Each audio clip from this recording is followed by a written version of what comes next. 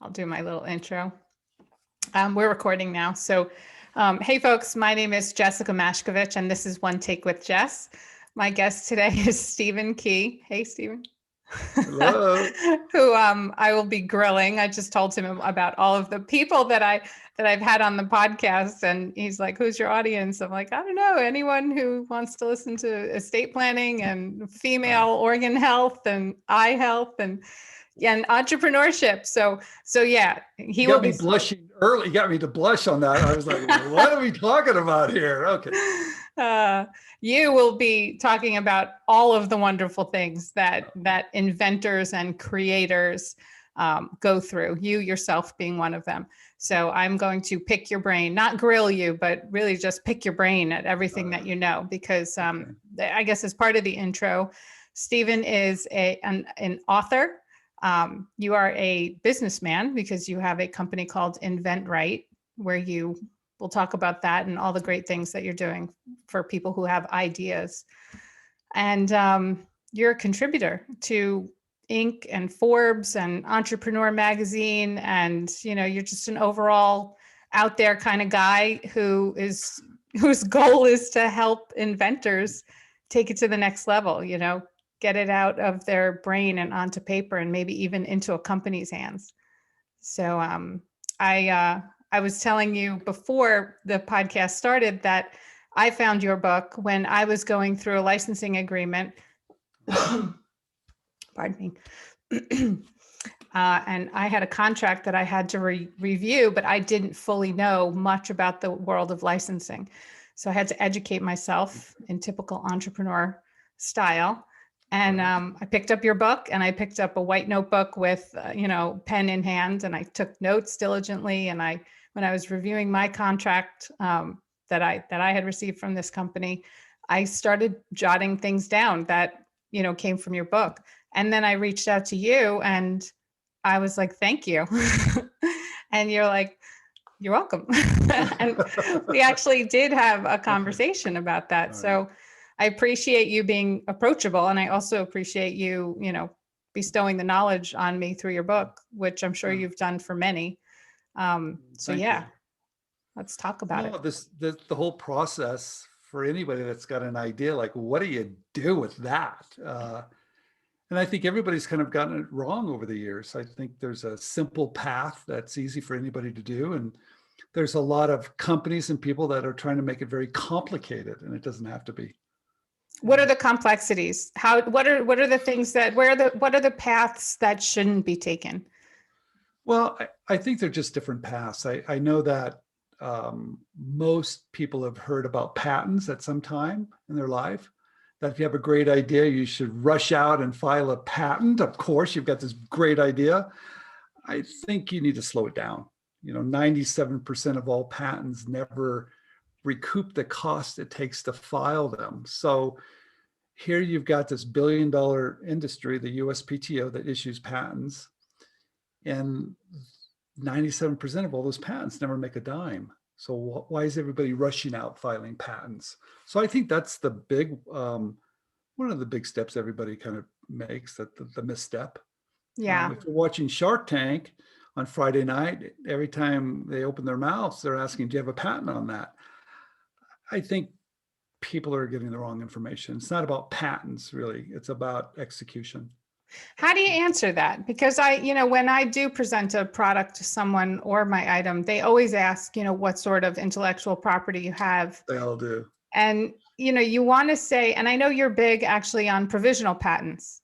That too is no small undertaking. Someone who doesn't have the knowledge of, writing provisional patents, because if you do choose to go to full patent, you need the provisional as the foundation. Well, you do. I think, first of all, intellectual property they're wonderful tools. You have copyright, you have trademarks, you have trade secrets, you have patents. They're all great. They're just tools, though. But they're not the tools that people think they are. Mm-hmm. People think those are tools that are going to protect you from people stealing your ideas. Yes, that's true. That doesn't really, you use it. My patent attorney had talked to me about patents as being, it's either a sword or it's a shield. Yeah. And, unfortunately, when you're using it to defend yourself against someone else who may have taken your idea, you really need deep pockets. Well, you do. And I took a little toy company, Lego, to federal court a couple of years back. Yes, So I want to hear all about this. I've been through that whole process. So I'm here to tell everybody, know what the tools are. They're great tools, right? And when to use them and when not to use them. But I think you don't own anything. I think I like to say it's perceived ownership, because everything could be argued and that gets very expensive. So, but getting back to your first question, what should people be, maybe what steps should they be careful? I think everybody thinks it's a patent issue. It's a prototype issue. It's a money issue, because I've got this great idea and maybe I don't have enough money for a patent, or maybe I don't want to start a company, or maybe I do. I think it's a knowledge issue. That's what I think it is. And I think a lot of entrepreneurs, they just jump in because they're so enthusiastic, which I think is really good. And I think you need to be passionate. I think you need to be crazy a little bit. Yeah. But I think you have to, I think it's a knowledge issue. The guys that are the people that are really good at this either have done it repeatedly and have failed many, many times and are still standing to talk about it and still want to do it again and have had some success, or their partners have. Okay. But even if you want to venture or licensing, I know we're going to talk about that in a minute. Regardless, you need to surround yourself with people that have done it at least once, twice, 3 times, maybe 4 times. That's true. Now let's go back to young Stephen. You started out, you were an artsy type person. If I recall from some of the things I've read about you, you didn't fully like your business classes. You found yourself in an art class and realized that you like art a lot. Yet, how are you going to parlay that into something where you're not just a starting artist? I wasn't sure. I was an econ major at Santa Clara University, and what a terrible. First of all, the school wasn't right for me, and definitely the major was not right. But I was drowning in it, and I didn't like it, and I knew something was wrong. So, to take a break, I took an art class, and I'm not an artist, but I thought I've got to get out of some of these classes, right? So I took an art class, and I found myself just loving every minute of it. Creating something with your hands, I was just hooked. I said, this is what I want to do. If I could do something where I had this much joy, it just was, So I went home, I told my dad, I said, I want to be an artist. And he said, great. He goes, you must like to draw. And I said, no. He goes, well, you must like to paint. And I said, no. And he said, all right, go for it. I mean, he was really brave. And I said, I'm going to drop out and I'm going to go over to another school and I'm going to be an artist. He says, yeah, exactly. Do that. And really? He wasn't just pulling your leg? He was supportive. He was supportive? No, he loved it because he loved what he was doing. What was he doing? He had a terrible job. He worked for General Electric. How you like this? He worked at General Electric. He was a project manager, but he loved it. And he knew that if you love what you do, life is very different. So he said, go, jump. He gave me permission to leap off that cliff. And I took it too. And I enrolled, dropped out, went to another school, which had a huge art department. I mean, here I was in a class of like 2 other people, and I'm at San Jose State with 4,000 other artists. It just changed drastically. And wow. And I realized I'm not going to be a great artist. And even if I was going to be a great artist, what a tough life that is to make a living. So I just thought if I could combine the art with business, then maybe that might work. Mm-hmm. So that's what I did. So what was your first job? Well, my first job, actually my first paying job, I was 27 years old. And everybody was really happy because that was my first paycheck. But before that, I just made things. I made soft sculpture out of women nylons, and I sold them at street fairs, county fairs, wherever I could set up a table. I would put the things I made and I would sell them. Okay. So And you had some good sales experience in there. You weren't afraid to talk to people, sell your stuff, talk about the right, application. that's really weird you said that too, because I had a partner at the time and I was very shy. So my partner was out there kind of doing the, selling. Ah, And I was very, very shy. But I would create these things. And at first we didn't sell very many, but after a while we started selling a lot of them. And I knew if I could sell them at a street corner, I could probably sell them everywhere. okay. And so how do you do that? I was curious. I thought, if I could do this, how do I sell them on every street corner? That was the curiosity. And so that was something I wanted to figure out. Yeah. Um, So we didn't have Instagram and those types of things back then because you and I are from a different time than these kids are. it wherever I could set up a table, and for 5 years, everywhere. Yeah. Um, and everybody in my family thought I was crazy. My friends thought I was a loser. And I thought I was brilliant because it's not easy to make something and then sell it and see that exchange. I loved it. And by accident, I landed in Fremont, California. And I was living in this apartment with a bunch of other people. And I taught myself how to be a pattern maker. And long story short, I worked for a company called Worlds of Wonder, Hmm. and they did Teddy Ruxpin and laser tag, and it went to the moon. And I was there at the right place at the right time. Oh, that's And awesome. I My had friend's no, father was actually involved in Teddy Ruxpin as well oh, here in that's New wonderful. Jersey. It was, um, I think no one kind of knew what they were doing. So I could kind of like, I wouldn't say lie, but I could stretch the truth to get the job. And they gave it the Hmm. job to me. And I just figured it out. So, and it didn't change my life. Yeah. So were you, I think I read something about, were you overseas in China doing something for Teddy Ruxpin? Was that on the manufacturing side of things? Like, were you finding yourself placing yourself in areas that allow you to learn the whole process Well, behind the product side? I learned to be a pattern maker, and they hired me to be a pattern maker because Teddy's out of fabric and Mother Goose and all these other characters. And they were all just engineers, so they didn't know anything about the toy industry, neither did I. So they hired me. I was employee number 20, and about a month later they said, "You got a little trip coming." And I was like, "Good, where am I going?" They go, "Well, you're going to go to Hong Kong." I was like, "Great." I'd barely been out of Santa Clara County. And next thing you know, I'm over there and they won't let me come home. I was there for 3 months. I lived there. Oh, And wow. That's a yeah, it great was crazy. I experience. never, and every time I came home, they sent me back. So I spent a lot of time over there with Teddy and all the other characters and all the other products. So I was there to make sure whatever I designed would come off that production line looking good. Hmm. So it was just, I learned about production. I learned about vendors. I learned about design and all the products at Worlds of Wonder. Since I was manager of design, which was kind of a great title, which someone that didn't know what they were doing.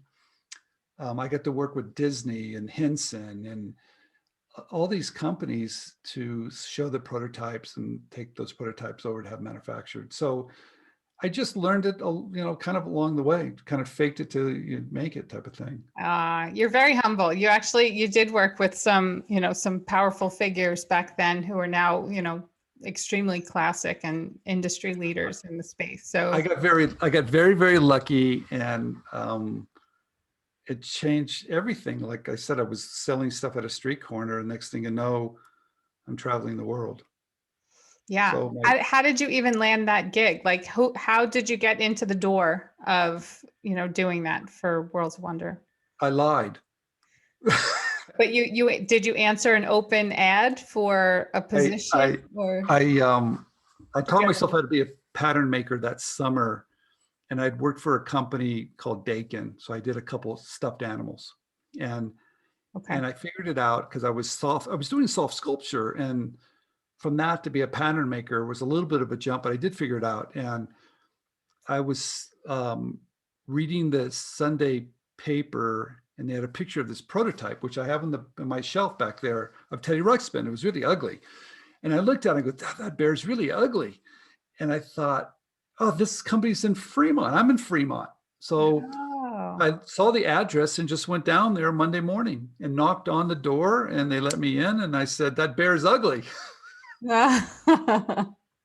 They said, who are you? And I said, well, I make teddy bears. Yeah.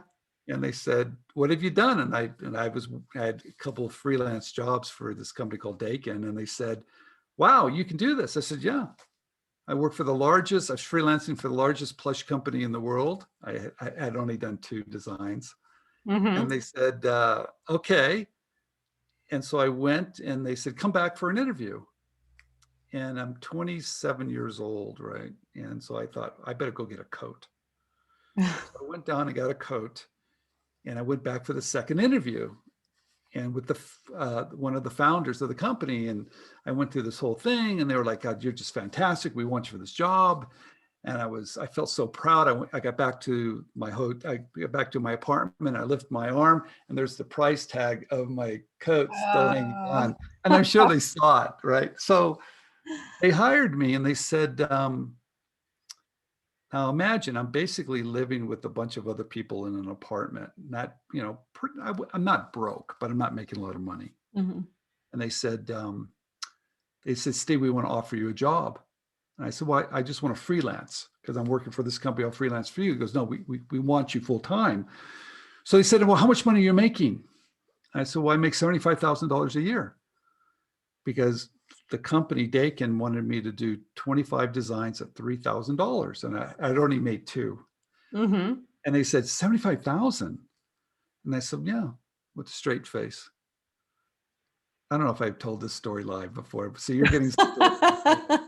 And I said, yeah. And they said, okay, we'll offer you like 52,000 plus stock options. And a jacket, and your own very jacket. And I'm thinking, I'm going to do both. I'm going to freelance, do this. So that's how I got the job. And then I went from my family. Everybody was pretty surprised, because next thing you know, I'm living overseas. My life changed. That is like, was that the moment that you think like led you down this other path? Oh, completely. There's always so many directions you can go, and every decision you make, could potentially change your life. Yeah. And I just kind of figured it out. When you're working for a startup, there's a lot of things you can do. I just raised my hand for everything. Mm-hmm. And so I was just the guy, whatever you wanted, I wanted to do. I wanted every project. I didn't care, because I was thinking deep down, I'm going to learn as much as I can, and then I'm leaving. And they let me. Yeah. So I did that for a couple of years, and we sold 5 million Teddy Ruxpins. We were one of the largest toy companies in the world because of that, and laser tag. And I met my wife, and I was so quiet back then, that she thought I was the strong, silent type. Little did she know I didn't know what I was doing. You were just the silent type. I was just quiet, trying to hold on to my first job.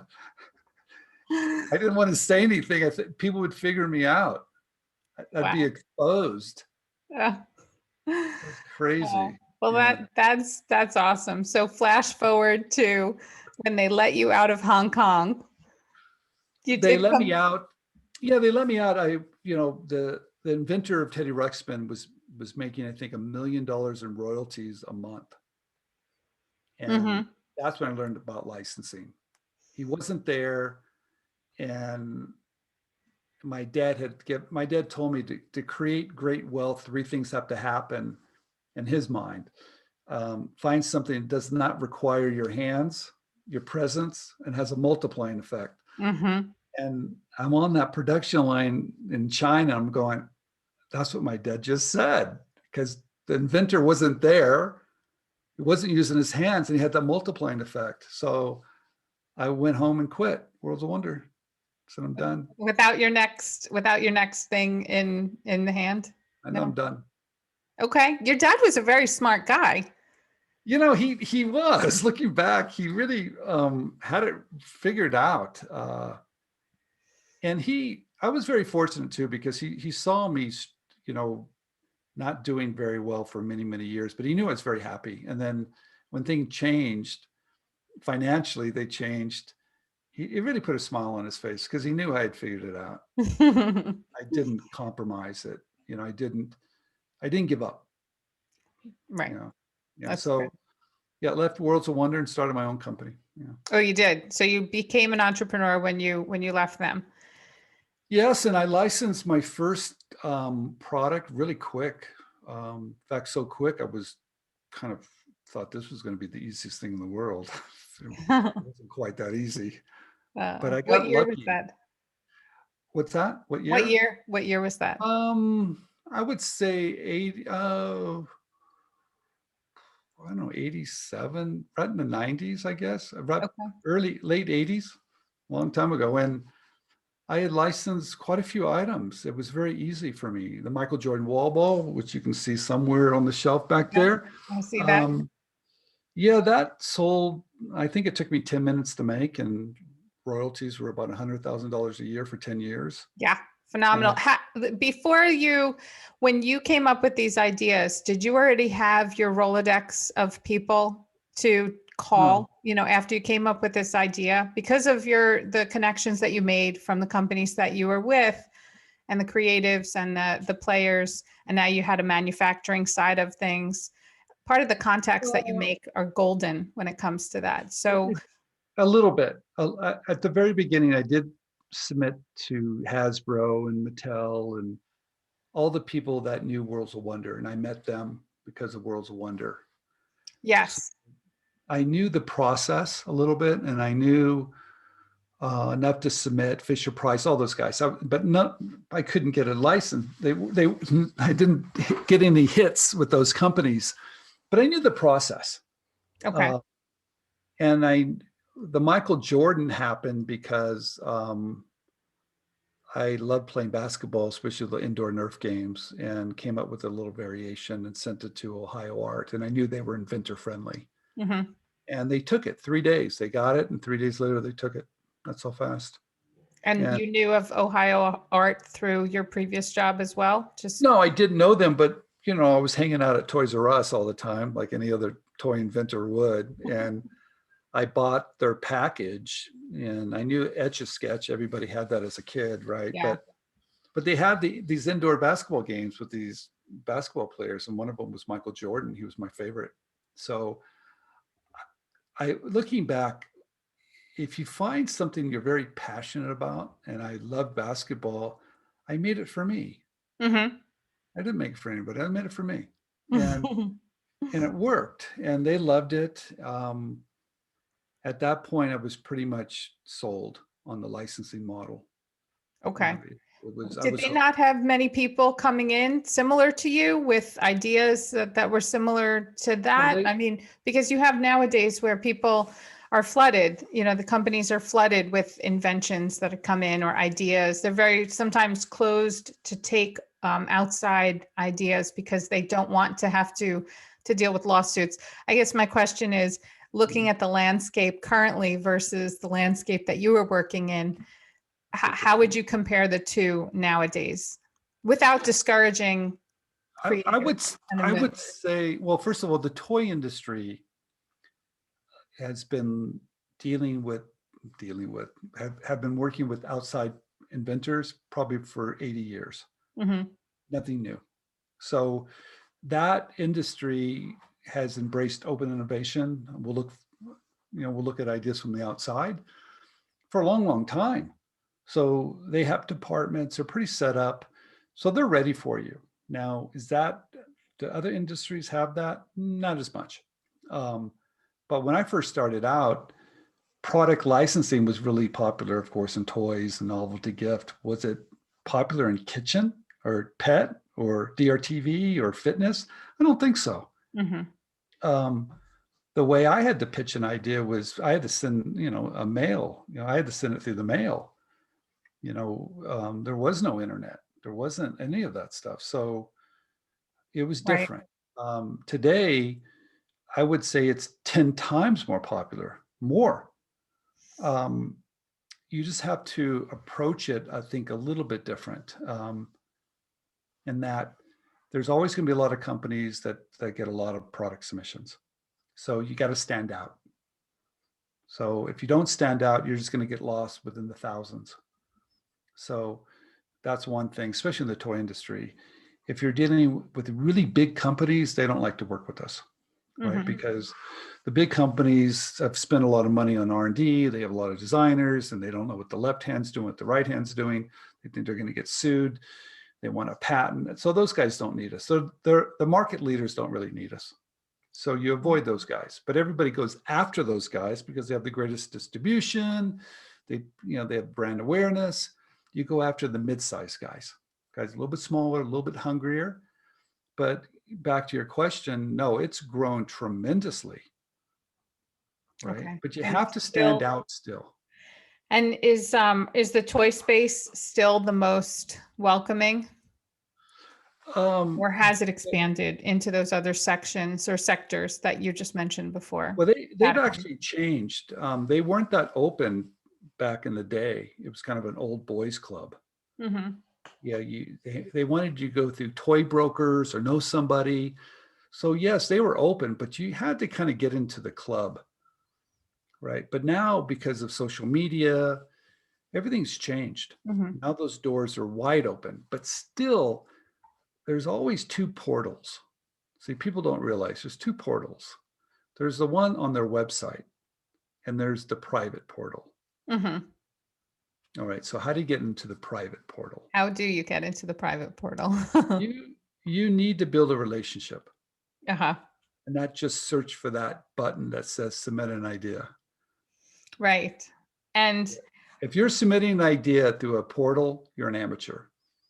yes, and the chances are probably very little that you're going to get noticed, even if you stand out. It's, the floodgates are open, and it's kind of a free for all. Yeah, that's just kind of a barrier. I mean, they don't want to tell you no, and some great idea could come through it, but you have to realize that's kind of where people are just starting out, right? So yeah, you go through that one door, but there's another door, and that door is either meeting someone at a trade show or an introduction or through LinkedIn. It's a little bit slower. Mm-hmm.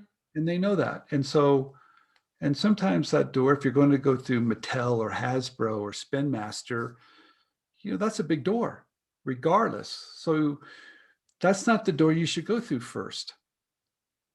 Right? So you should start with smaller companies, mid-sized companies. That's like playing in the the NBA or NFL. I mean, that's like the top.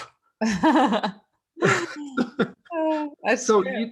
you don't play in the blacktop and then go play in Arco Arena. I mean, but people try to do that. No, it doesn't work. How does someone find the right company that they could possibly work with that would be attainable and also appropriate for what they're looking to do? Because you don't want to partner yourself and lock yourself in with a small size company who may not prioritize your product, who may decide that they can't stay afloat and go out of business. So what's the criteria that you might use as a creator and inventor to really hone in on who the right partner should be? Big is not better. People think big is better. But if I'm a product manager and if I'm at Mattel or Hasbro and we've got 1,000 SKUs or a couple hundred SKUs, you're just one of many, right? Okay. You're not going to get the love you're not going to get love there, right? You might if you're well known and, but probably not. Mm-hmm. Okay. The smaller guys, you're going to get a lot more love with the smaller guys because you could make them a bigger guy. Right.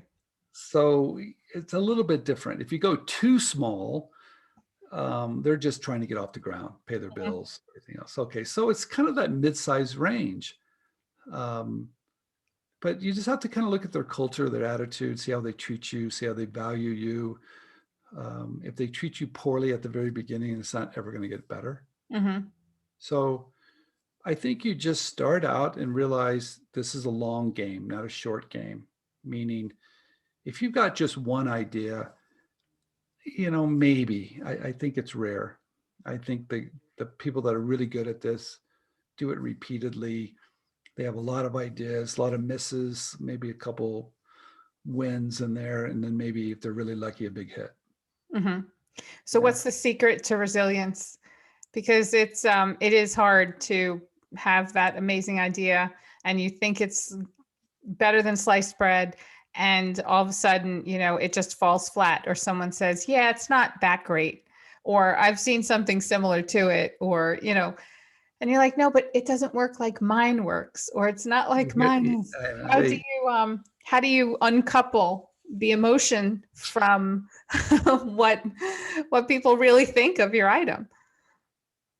I think you have to trust your instincts a little bit Hmm. and take their feedback seriously, but don't let it deter you. Right? Okay. Learn from it, and maybe adjust from it. But at the end of the day, it's your decision. And so, um, there's been a lot of hits where people have shown products to companies they passed. So no one has to crystal ball. No one Hmm. does. I don't care who you are. So deep down, I think you have to just kind of feel it and go, all right, I know this can be a winner here, regardless of what anybody else says. Hmm. But then again, you have to also be practical too and say, look, I got to pay the bills. So That was my next question. How all in should you go on a product? I'm not an all-in guy. I have been. I have been. So that's difficult. What are you thinking about? What Oh what God, kind I've of been all. scar? What kind of memory scar is in there? Yeah, I got involved in my big idea, which I sent it out to 100 companies, got 100 rejections. And I think anybody in their right mind would have quit. Hmm. I didn't, but it was 101. I found another company at the very end. See, I went after the big companies Hmm. and they all told me no because they're risk averse. And then I found the mid-sized company and they said yes. And they were willing to risk it all. And I, Really? yeah. That's good. Well, yeah, but I did. No one Which, knows that. It's a cult. You have to look at the leaders and look what they've done and see how much risk they take on. See, yeah. people don't do that. It all starts with the culture of the company, right? And the company, that took it they said, we're going full blast. We're not going to stop. And they did. And it How'd it went to the work out? moon. It went to the moon. It made $10 million for me. Which product was this? That was the rotating label. And that Ah, was a loser. It still made that much money. So so this is an idea that you had where the label would rotate on a bottle yeah, and it would provide people with more information than just the little stick-on it, label. it and it wasn't even new. It had been invented 50 years earlier. How did you Yeah. make it better? Well, they didn't know how to manufacture it. Okay. So yeah, I figured that out, and it did okay. We sold about 500 million labels, but that's nothing. But Nothing. it still did well. But in terms of what it could have done, Uh-huh. it did okay. Now, Um, how did you convince companies, I mean, the last company, that this would be good? And then how did that just catch on like wildfire well, where it didn't they before? Why was it so not convincible to the other I 100? went after every major large company in different categories. Okay. So So you I even you did a video and I showed every product, every prototype I made, every letter, and it fills a 15-foot tabletop of rejection. I mean, it's ugly. yeah. Um, but I showed it to a company called Rexall Sundown, Boca Raton, Florida, and those guys were cowboys. I mean, they were up for anything, and they weren't big, but they weren't small either. And they saw it and they said, "Wow, we're going into Walmart, and we're going up against the big companies now, and we need something different." Okay. In terms of their packaging to stand Yep, out. we need something different. And I remember right before we were going to film the commercial with Alex Trebek, and we hadn't figured it out yet. Still had problems. Hmm. And I'm in the meeting with the sales guy at the label company and the the marketing manager at Rexall Sundown, and the marketing manager at Rexall Sundown says, I don't think we can do this. Mm. That close. And then I looked over at the sales guy and said, no problem. You know, we've got this other company interested. And she looked back and she was like, no, we're going forward. It was a perfect bluff. Another one of your bluffs paid off. Well, it sounds like I bluff a lot. I do think you have to have a little bit of enthusiasm. I also think it's a timing issue. It was a timing issue for Rexall Sundown and for her. And of course it went off, and then the phone never stopped ringing. What other companies or what other products has your item been seen on? It was on Nescafe Coffee in Japan. It went worldwide. It was on Jim Beam. It's still on products now. It's in a water bottle in Yellowstone National Park, of all places. Wow. It kind of it's just been weird stuff. Spices, some medical cough syrups. I don't know, a bunch of weird stuff. So once this takes off and once you've done your part, at what point are you hands off? At what point, who do you pull in order to then take the baton and carry it forth? Going international is nothing to sneeze at. It's an ordeal. It's a big thing. And what intellectual property did you have behind that one, in order for you to feel comfortable? Well, I had a lot of that. There's the intellectual property over there. That's just on one. Those are $500,000 of patents right over there. So it was gaining momentum, right? Yeah. And all the people were looking at it, and we had sub-licensed it to a lot of different international companies. Okay, so you were larger than yourself at that point. You had someone that was responsible for licensing, someone to look at all the agreements, make the agreements. So you had I had licensed it to a really big, in fact, the company I licensed it to now is the largest in the world with labels. So they were set to go. They didn't know anything about licensing, which was great because I took full advantage of that. But they believed in it. And they spent a lot of, but they held it for 6 months and didn't do anything until I brought that customer to them. Okay. And then when I brought Rexall Sundown to them, and Rexall Sundown said, we'll take 50 million labels a year. That's when they got serious. But before that, there was no market demand. So I talk a lot about market demand on some projects. And behind here, you really cannot see this, but that's a new product that I'm involved in. It's another packaging, which is terrible industry, but eliminates the plastic rings on beverages. Okay. And those plastic rings, as everybody knows, are just terrible. So this is 100% biodegradable. And the two inventors that I work with have been shown it for 5 years. I was involved with them. And no one showed any interest for 5 years. Mm-hmm. Oh, you would quit. Wouldn't you quit after 5 years? I mean, but they didn't. And all it took was one movie, Blue Planet, that played over in the UK.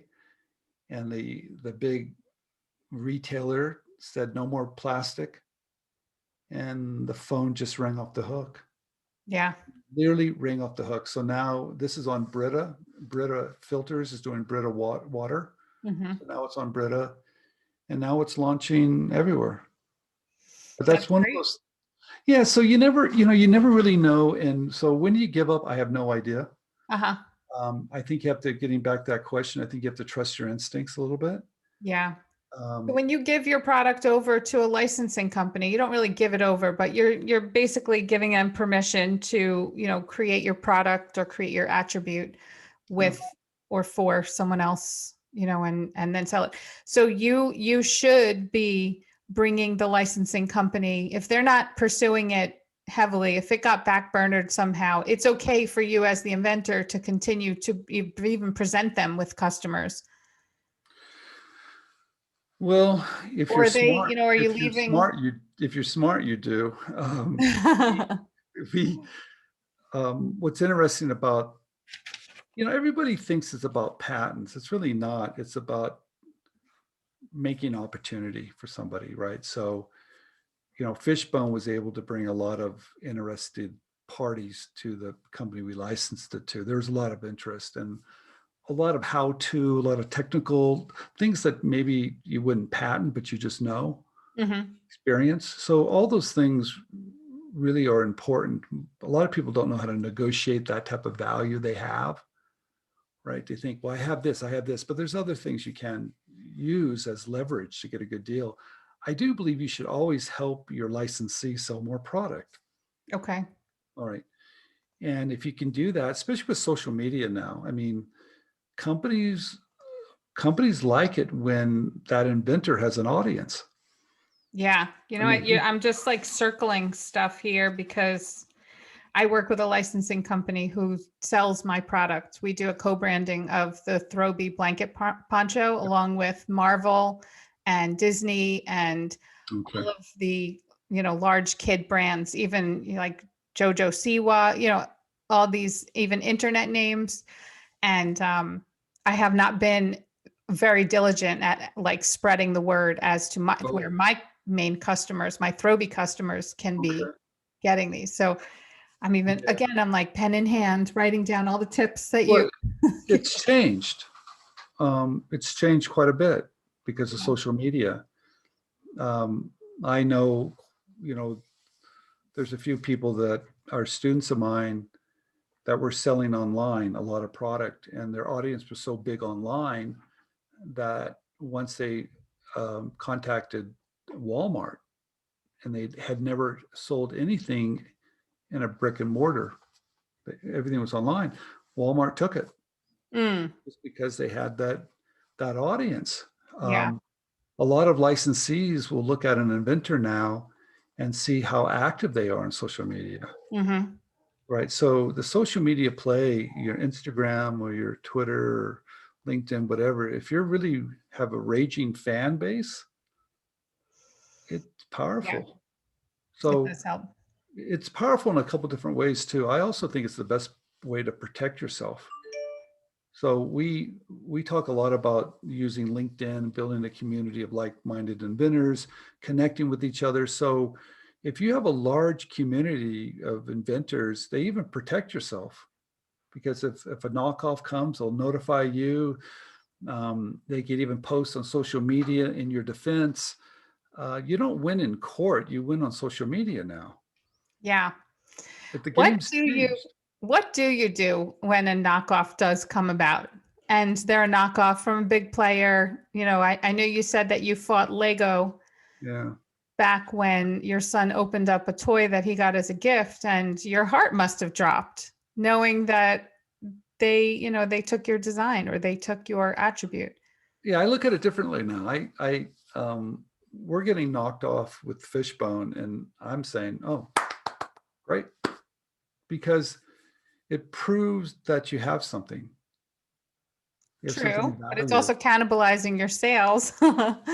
So Not as much as you think. no.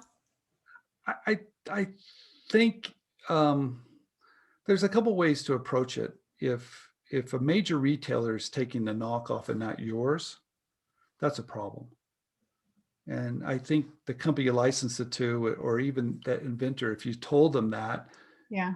and if you can prove that you're the true inventor, I think they'll work it out. I see that happening more and more now. They don't want you to post on social media something bad about them. They spent how many years and how many millions of dollars on their brand for you to destroy it with reviews? See, we Right. have the power now. It's shifted, Mm-hmm. right? So, I mean, companies now, if they're on social media, they cannot afford you saying anything. I mean, think about the power we'll have. So I don't look at the guys that knock off. I tell everybody, if you've been knocked off, congratulations. Good job. Because they don't knock off stuff that doesn't sell. Yeah. Now, is it irritating? Yes. Does it bother you? Of course it does. How dare they? Your ego gets like, shame on you. All those things, right? But it's business. It's competition. Everybody looks at knockoffs, infringers, copycats. It's called competition. Mm-hmm. So fight back. Yep. I mean, business is a sport. That's true. And are you there? Are you a competitor or not? So you come up with the next one. You keep innovating faster than they are. You have a social media behind you. You have better customer service. You're doing all those things to fight back. Yeah, you can beat them. Stay with it long enough, they usually fade too. Mm-hmm. That's They're not true. as good. I mean, all they're doing is copying you. They're not you. They copied you. Yep. So beat them. That's what I look at it. In fact, it's like, bring them on. You guys want to play? Come on, let's go. That's the way you should look at it. But don't stay up late at night and think you're Right. going to sue them. So, what are your thoughts on speed to market versus the, getting the intellectual property, getting the provisional patent written, Mhm. or should you just go full steam ahead, create your website, start selling your product? I know that once you put your product out there, you have the clock starts ticking with how long you have in order to actually file for intellectual property protection. And you should always file a provisional patent application. That's easy to do. It's very affordable. Learn how to do it yourself. Mm-hmm. You'll be surprised what a great job you can do. All Mm-hmm. right. In fact, you'll do things a patent attorney or patent agent would never do for you. So learn how to do it correctly. Include manufacturing, materials, workarounds, variations. Just do a good job. Number two, make sure you copyright all your images because they will steal those images. And make sure if you got a great name, trademark the name because they will steal your name too. Okay. So if you're selling online to compete with those type of people, which is actually easier, they pop up more. But it's not about patents with online fight. If you're going to fight people online, it requires copyrights and trademarks, Mm-hmm. right? And if you can show Amazon or whoever, they take them down, but they'll pop up again. All right, but you They play will. the cat and mouse game for a while. Yeah. If you're dealing with in an industry where intellectual property is important, and it is at times, I mean, even Apple cannot, protect their intellectual property, folks. Yeah, So, and true. they're Apple. So what chances did any of us have? But you do. What you want to do, do the best job you can, and it will keep the honest people honest. Okay, and the ones that aren't, doesn't matter what you do. But anyway, still do those things Mm-hmm. and just prepare for the fight. Prepare for the fight. Yeah, why not? Why not? You're back in game mentality. So prepare for the fight means that you go to court, you have a lawyer write a letter. No, not that fight. Not Okay. that. What fight? Which fight are you referring to? Yeah, you cannot win in court anymore. That's true, which is why I really wanted to know which fight you can't win in court. Well, you can't even get to court. See, what happens is because the laws changed, you're probably going to be challenged. It's called an IPR. You're going to be challenged at PTAB. That's at the USPTO. If you sue a company, they're going to challenge it, and it gets stuck over at the USPTO. And you're going to play this game. It's going to cost you a lot of money. All right. No one wins in court, regardless if it's PTAB, federal court, does not matter. The only people that truly win, occasionally someone might win, but it's usually attorneys. Mm-hmm. So how much time and effort do you want to put at that? I'm like, all right, if you want to go down that road, be my guest. It's going to take you years, Mm-hmm. cost you millions. Right. But what type of tools do you need in your own arsenal Beat to fight them something like that? I would do this. I would make sure my product is manufactured at the most efficient way. Mm-hmm. I'm always going to get them with price. If I can, I would try to manufacture it out of material that's hard to find. Mm-hmm. Something that makes it a little bit more difficult for them to figure out. Okay. But then if you do have to fight them, all you have is your trademark brand. And, maybe you went speed to market, your provisional patent expired because you weren't planning on going towards full patent, like all of those things. It's just speed. It's speed. Make relationships of every major retailer you can. Yeah. Be the original. Yep. And talk to them. Get to know them. So they know your story. That's all you have to do. why would a retailer, I mean, God, there's a great example of Target. One of their buyers saw something on Instagram of this great design on a t-shirt. Hmm. So I remember that story. they copied it or whatever they did. And the artist came out full blast. You copied my design. What did you do? You stole it, everything else. Next thing you know, they're like, oh God, what do we do with that? Right. They don't need that hassle. Yeah. No one needs that hassle. So be the first, be the original, have as many friends as you can on social media. And how do Mhm. you do that? You don't do it by talking about yourself. That's the mistake everybody makes. Okay. You talk about your product, the benefits. What do you Talk talk about everybody else.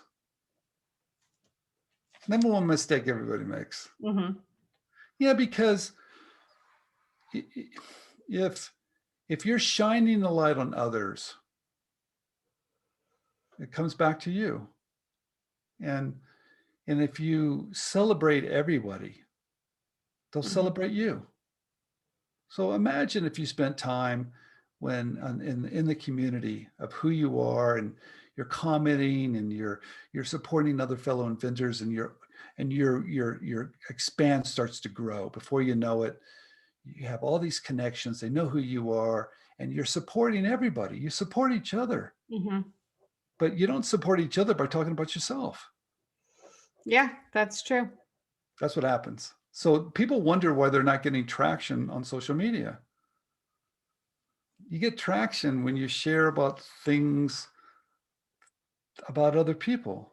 So, but if you take that approach and build a raging fan base, I'm sure you saw the video of the guys that made fun of Amazon, copied one of their products that came out. I don't know if you saw that. It was the funniest thing I've ever seen. This company sells their product on Amazon, and Amazon copied the name and the product. Oh, the name as well. Oh gosh. And the name, yeah, and the name too. Yeah. So what did they do? They made a little video, and they compared the Amazon and theirs. Uh-huh. They did it with humor, and it just went viral. It went here, everybody saw it. Yeah. Amazon changed the name. They were embarrassed by it, and now their sales went through the rooftop because they used humor. Right. All right, so you can fight back, but don't think you're going to fight them in court. Mm-hmm. That's ridiculous. Fight them in the court of social media, public opinion. Yeah, that seems to be very powerful nowadays. Anyone seems to be fighting about, everyone seems to be fighting about anything and everything on social media. Well, But I do believe that, and that's part of the goal at InventRight, to build a really large community of like-minded individuals so we can move the needle. And our goal is to get to 1 million people. Because if we connect to 1 million people by building a platform of giving, so when something goes wrong, we have a voice. So tell me a little bit about InventRight and how this is a place for people who have ideas and share common goals. Yeah, I have a company called InventRight where we've been teaching, educating entrepreneurs and vendors for 21 years.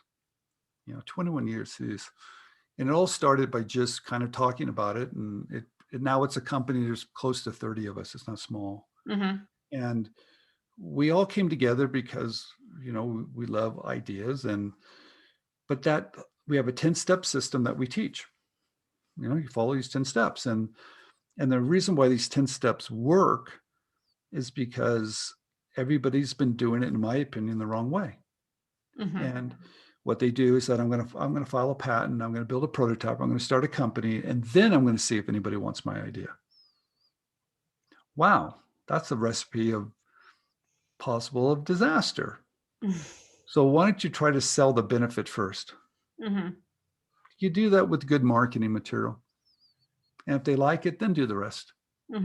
So it allows you to test, and that's what I learned selling on the street corners early in my career. Test as fast as you can. So it's a different approach, and that approach allows you to test a lot of ideas without spending any money. So Is InventRight just a one-time course, or is it like a community membership program? Are there like lifers in there that? yeah, there's quite a few lifers in there, and I don't call them lifers. It's really funny. Um, we have students in over 65 different countries, and we even teach governments now. Tech transfer, a lot of different people that are interested in innovation. So we teach them this 10 steps, and you get a coach, and the coach makes sure you get every step right, you're doing it right, and any correspondence and anything that happens, you're just having, is that you or me? That's not me.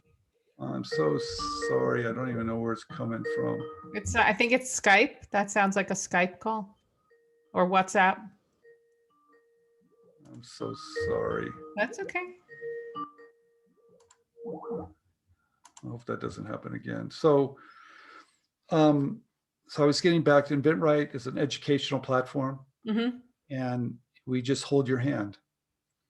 And And then do you find that people aren't wanting to take the next step? You know, like it's, first of all, it's scary when things actually go as planned. You know, when your product is actually working out well and all of a sudden you're well, we staring success in the face, it's like, oh gosh, let me turn and run away. no, we don't have that problem too often. We just make sure whoever wants to do this is really serious. Okay. If you're not, don't bother. So is that, do you Yeah. guys get a piece of the invention in terms of licensing and royalties, or is this you're just No, building education? we that's a really great question. No, I realized a long time ago, education is what I'm really interested in. So we're going to teach you, we're going to answer every question. We will be there every step along the way. Mm-hmm. When you get a licensing agreement, we have a chief negotiator that's going to help you with every term, so there's no mistakes. Mm-hmm. But you have to do the work. You have to become the expert. We want you to fly. We really want you to fly, and your success is our success. So Mm-hmm. your success gives us a voice. So we fight very, very hard for each and every person, but we don't take everybody. Right. People are a little surprised if they're not familiar with what we do or videos or books, we won't take them. If Mm-hmm. they're not serious, no. If they think we're going to do all the work, no. If they have one idea, no. So you help them license their product. You're kind of a conduit to helping them get We show partnerships. them, yeah, we show them everything. We even have companies come on to our members that know us and they know the quality. So Uh-huh. they come on and they come on and we introduce them to companies so they get to see the gatekeepers. It's That's called good. Bridge the Gap. No, we make it, what the companies have realized, we're very good at this and we don't want to waste their time. Mm-hmm. So we do it in such a way to teach people to be professionals so the companies trust us to save them time and money. We see more signed licensing deals than any company in the world. Mm-hmm. So it's just a simple process. But I want to tell everybody too, we give everything away for free. I know How so? people are like, what do you mean by that? How so? Do tell. Well, the 10 steps are in the books I write. They're in the articles. I've written 1,000 articles, 1,000,000 words, Mm-hmm. 700 videos. I give it all away. Now, if you want more, we're here, but you don't need us. It's all there. But if you do, come on board. And we have people that stay with year after year. We have different programs and they're just friends. We got them all over the world. Yeah. So yeah, we just teach it. And You're the most easygoing guy ever. well, I've been doing this for a while and I've seen it all in a day. And I think it's exciting. And I think it's growing. It And I is growing. Everyone is now an entrepreneur. Everyone is an inventor. Um, I'm serious. It's growing because the space, I mean, the pandemic took certain jobs away. So now other people are flourishing with their pivot careers. So it is ripe for new ideas and new products. And it's so often that you see things come through, like on Facebook, like there's a new type of handbag, a different type of pants, bras are all the rage. Do you want a wire? Are you tired of wearing a wire in your bra? We have 14 bras for you now that are super comfortable. So it's, I like it. We also help. We have a free program for kids. We work with a lot of high schools. yeah, tell me about the youth. Like, what are you guys doing and where are you doing it to, We have a program called Invent Yes. If any a young child would like to get involved and go to our website, it's absolutely free. And then we're working with the Henry Ford Museum on Invention Convention. That's a organization that's helping kids learn about inventing. I'm also on the board of US IP Alliance, Mhm. which is about 70 other board members of IP professionals across the United States on how to educate K-12 and high school and college on IP. On intellectual property? Yeah, what's happened is, what's really crazy about intellectual property is really kind of boring. Uh-huh.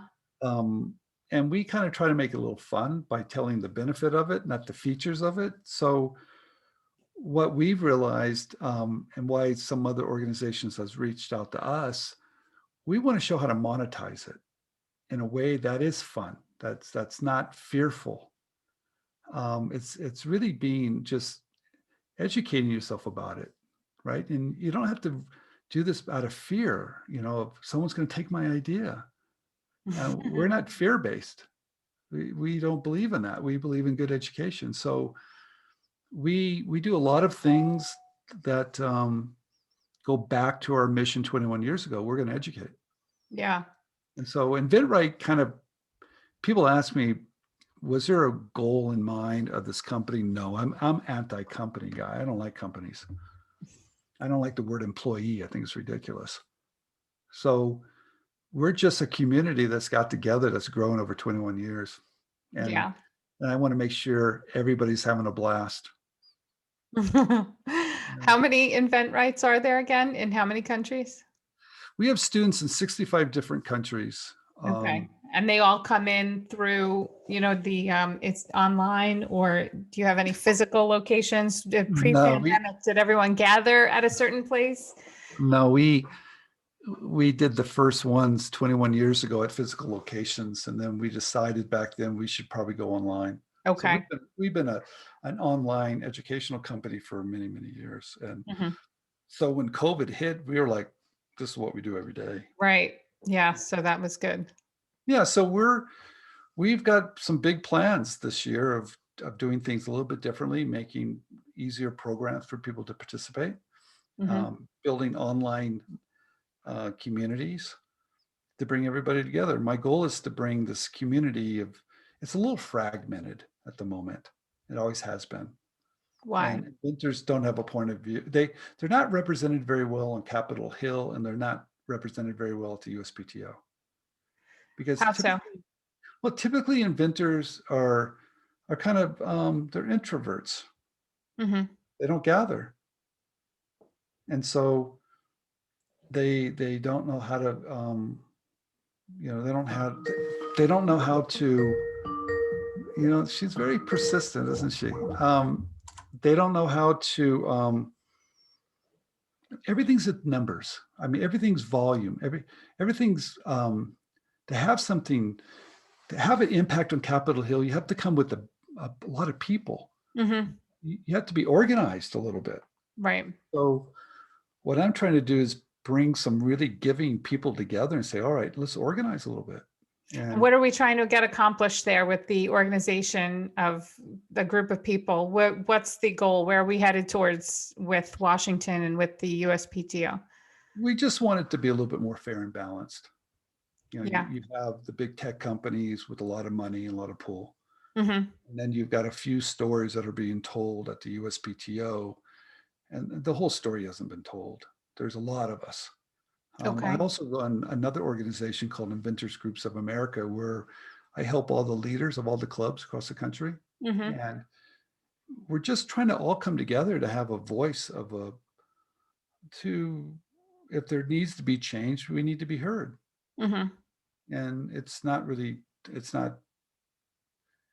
a little fragmented, but that's okay. It's always been like that. And everybody thinks we're underdogs because we're just independent inventors, but the truth is that's not true at all.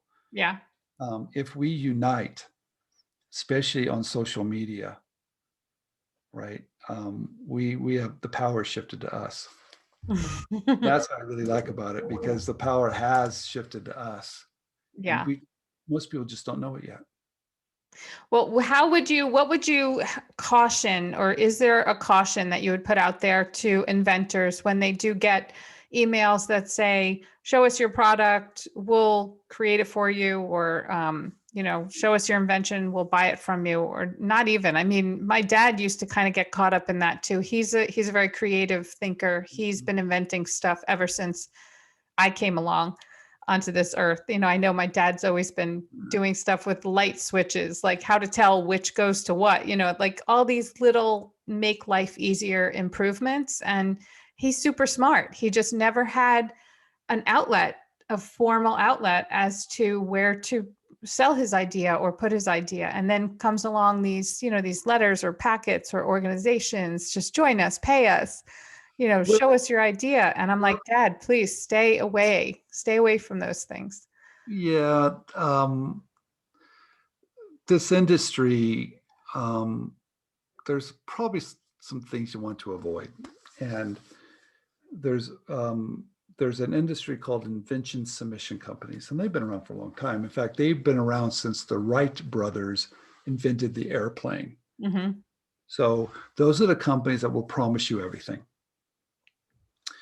and that's a good sell. Right.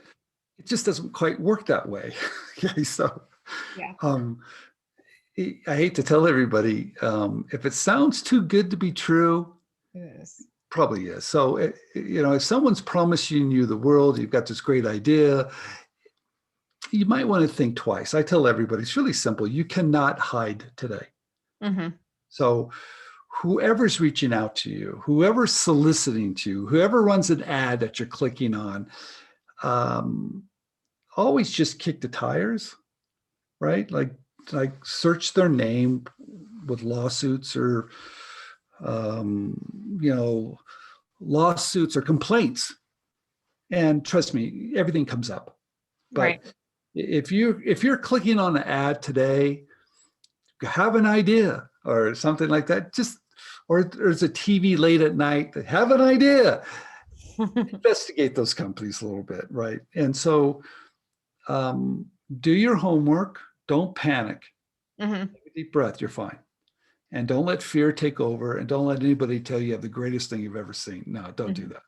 Just take some very slow steps and be passionate about it, find like-minded individuals, and get good advice.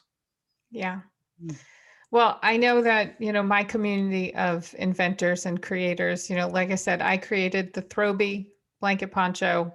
I was on QVC. I was on the Today Show. Now with the licensing, we've been in Walmart and Costco and all that stuff. We're in Walmart 1 minute, then out of Walmart because of, like it was a test and then it was not a test anymore.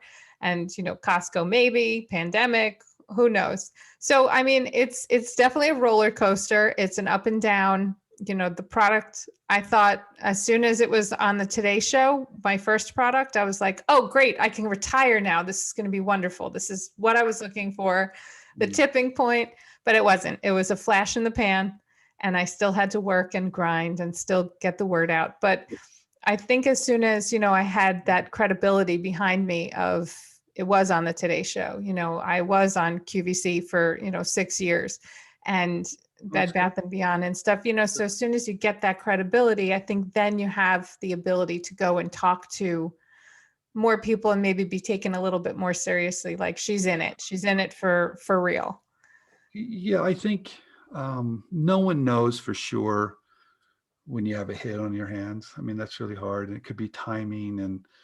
But I do know today, if you're an inventor, be part of that success. I mean, really work it. Mm-hmm. And if you're on media, go get some more media. I mean, companies, those companies you're licensing to are not going to get on national TV shows with it. I mean, take an ad. You're a story. Mm-hmm. You're newsworthy. Go regional, go national, keep on going back. look at what they're talking about and craft your story for their audience. It changes all the time. You should always be actively pushing your product out. You're the representative. It never gets old. It's only old in your mind, not their mind. Sometimes you have to change it up a little bit too, make it current, right? So I think you just never just walk away. And you have to realize, do line extensions. Come on. I mean, I tell everybody, every product has a lifespan. Your job is to extend it. Yep. So, and if you got one idea, come up with another one that's in that same line extension. Everything's already open to you. Don't ever stop. There's no stopping. You just start. When you license, you just started. At the end. That's a good idea. That's a good suggestion. Yeah. Because that's what people do. Oh, I'm done and I'm done. Everything's fine. No, your work just started. So I think you have to look at it that way and realize if you've got one idea, there's another one there, and there's another one there, and there's another one there. Right. And I think you can always learn. I don't think you ever stop learning. Yeah. Good advice.